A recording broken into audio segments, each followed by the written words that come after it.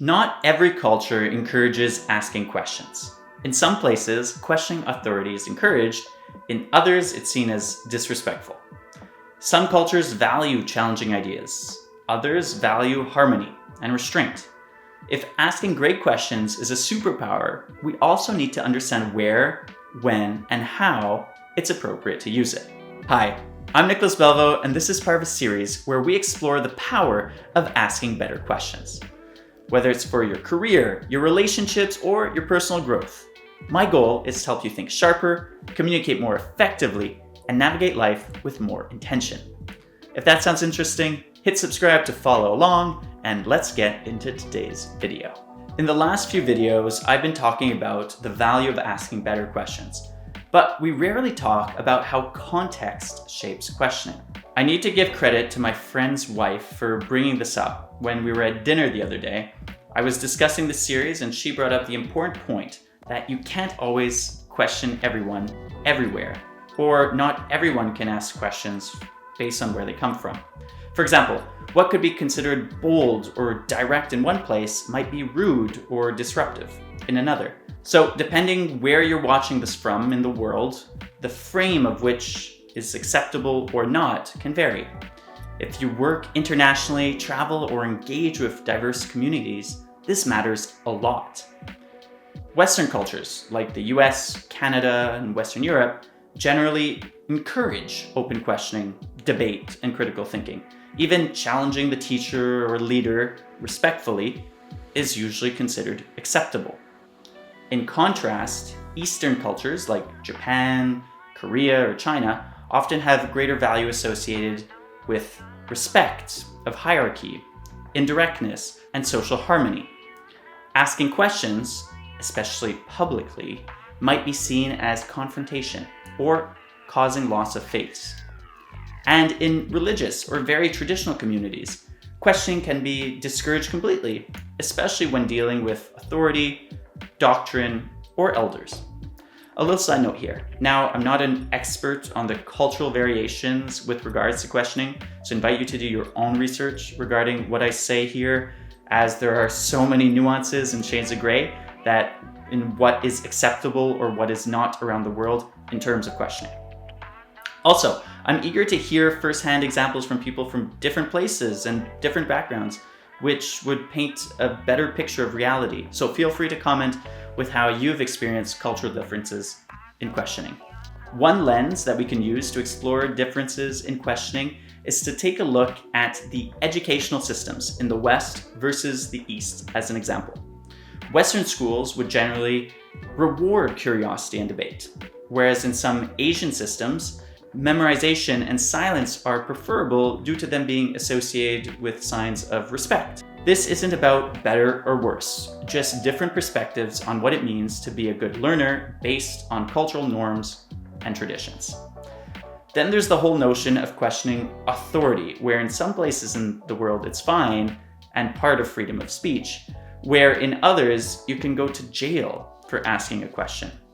Now, these questions would generally be accusatory or of defamatory nature, but in many countries, still to this day, if you challenge the head of state, you can wind up in big trouble. For example, in some countries in the Middle East, simply participating in online debate can represent decades of imprisonment. In some Arab countries, women who ask or express dissent about how they're dressed or personal autonomy risk detention, surveillance, and brutality. In a country in Southeast Asia, insulting or defaming the monarch will lead you to jail. Now, the large majority of questions would not be along those lines, but more polarized or challenging questions could quite easily fall into that category. These examples are certainly more upsetting, and in many regards can be seen as preposterous, especially from a Western perspective. Finally, if we look at questioning in a religious setting, some questions can be off limits. Most religions welcome a certain level of questioning, especially when it's framed as a sincere search for deeper understanding.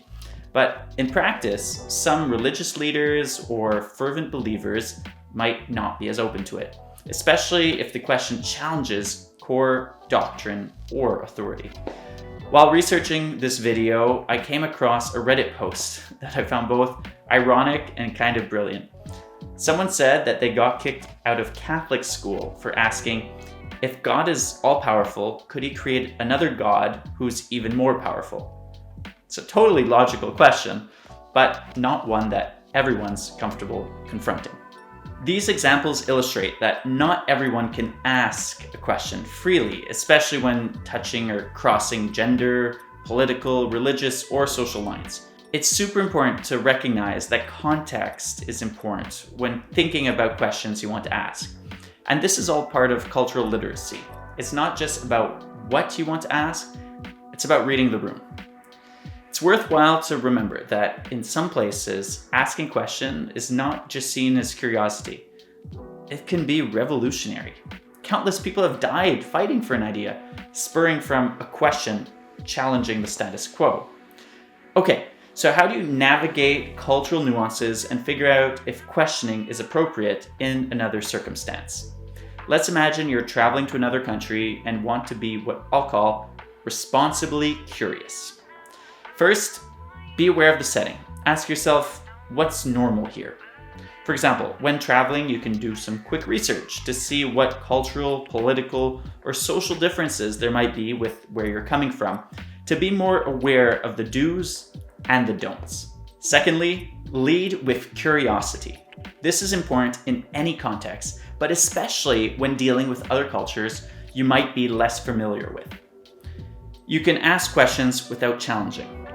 For example, instead of asking, why are you doing this? Or why are you doing it that way? Try, I'm curious. What led you to that approach? Here, your intention matters a lot, and remaining open-minded and being genuinely curious will always yield better results than asking questions that could come off as accusatory. You can also opt to use private channels of communication. In some contexts, it's better to ask one-on-one than in public. Here, it's not for the fear of asking a question, but rather for the wisdom to know what not to ask in front of others. Understanding the cultural context helps us ask in a way that builds bridges, not walls. And in today's global world, that might be one of the most important questioning skills you can develop. If you ever held back from asking a question because of the setting or the culture, share your story in the comments. I'd love to hear it. Thanks so much, and I'll see you in the next video.